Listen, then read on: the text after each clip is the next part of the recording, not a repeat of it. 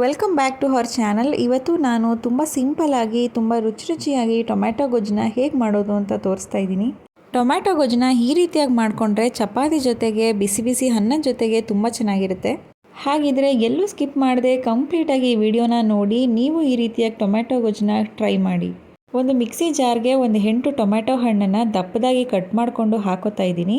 ಇದನ್ನು ನಾನು ತರ್ತರಿಯಾಗಿ ರುಬ್ಕೋತೀನಿ. ಟೊಮ್ಯಾಟೊ ಜೊತೆಗೆ ಏನೇನು ಇಂಗ್ರೀಡಿಯೆಂಟ್ಸ್ ಬೇಕು ಅಂತ ನೋಡೋಣ. 2 ಮೀಡಿಯಮ್ ಸೈಜ್ ಈರುಳ್ಳಿನ ಉದ್ದುದ್ದ ಕಟ್ ಮಾಡಿ ಇಟ್ಕೊಂಡಿದ್ದೀನಿ. 1-2 ಕಡ್ಡಿ ಕರ್ಬೇವಿನ ಸೊಪ್ಪು, 3 ಹಸಿಮೆಣಸಿನ್ಕಾಯಿನ ಹೆಚ್ಚಿಟ್ಕೊಂಡಿದ್ದೀನಿ. ಅರ್ಧ ಬೆಳ್ಳುಳ್ಳಿನ ಬಿಡಿಸ್ಕೊಂಡಿದ್ದೀನಿ. ಒಂದು ಸ್ವಲ್ಪ ಕೊತ್ತಂಬರಿ ಸೊಪ್ಪು.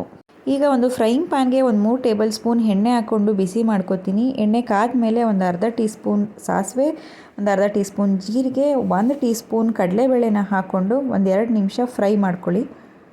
ಕಡಲೆಬೇಳೆ ಸ್ವಲ್ಪ ಕೆಂಪಗಾದ್ಮೇಲೆ ಹೆಚ್ಚಿಟ್ಕೊಂಡಿರೋಂಥ ಈರುಳ್ಳಿನ ಹಾಕ್ಕೊಂಡು ಸ್ವಲ್ಪ 1-2 ನಿಮಿಷ ಫ್ರೈ ಮಾಡ್ಕೊಳ್ಳಿ. ಆಮೇಲೆ ಇದಕ್ಕೆ ಬೆಳ್ಳುಳ್ಳಿ ಮತ್ತು ಹಸಿಮೆಣಸಿನ್ಕಾಯಿನ ಹಾಕ್ಕೊಂಡು 1-2 ನಿಮಿಷ ಫ್ರೈ ಮಾಡ್ಕೊತೀನಿ.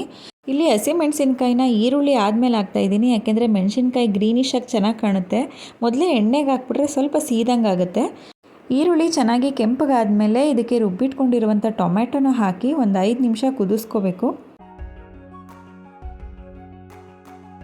ಟೊಮೆಟೊ ಚೆನ್ನಾಗಿ ಬೆಂದಿದೆ. ಇವಾಗ ನಾನು ಇದಕ್ಕೆ 1-2 ಟೀ ಸ್ಪೂನ್ ಮನೆಯಲ್ಲೇ ಮಾಡ್ಕೊಂಡಿರುವಂಥ ಖಾರದ ಪುಡಿನ ಹಾಕೋತಾ ಇದ್ದೀನಿ.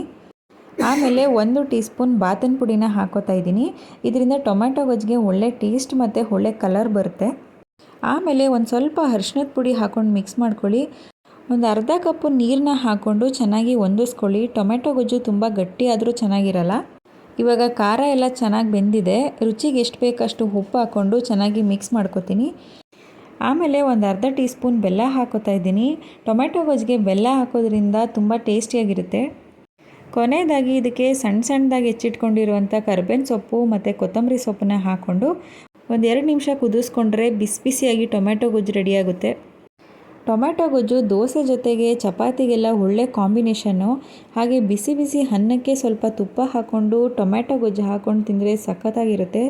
ನೀವು ಟ್ರೈ ಮಾಡಿ ಹೇಗಿದೆ ಅಂತ ನನಗೆ ಕಮೆಂಟ್ ಮಾಡಿ. ಹಾಗೆ ನಮ್ಮ ಚಾನಲ್ನ ಇನ್ನೂ ಸಬ್ಸ್ಕ್ರೈಬ್ ಮಾಡಿಲ್ಲ ಅಂದರೆ ಪ್ಲೀಸ್ ಸಬ್ಸ್ಕ್ರೈಬ್ ಮಾಡಿ.